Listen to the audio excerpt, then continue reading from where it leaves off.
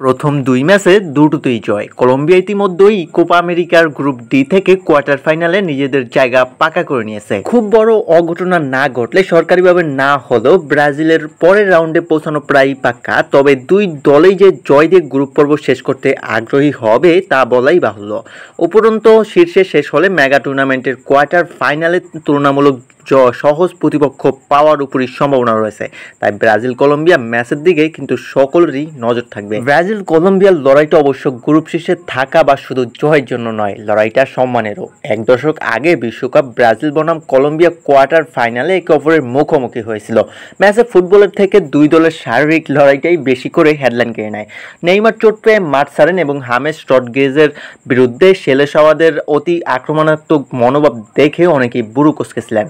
তারপর এক দশক ধরে লাতিন আমেরিকার দুই দলের একাধিক ম্যাচে এই লড়াইয়ের রেস দেখা গিয়েছে। আজকে এইটুকুই। পরবর্তী আপডেট পেতে অবশ্যই চ্যানেলটি সাবস্ক্রাইব করবেন, ভিডিওটিতে একটি লাইক করবেন। ধন্যবাদ।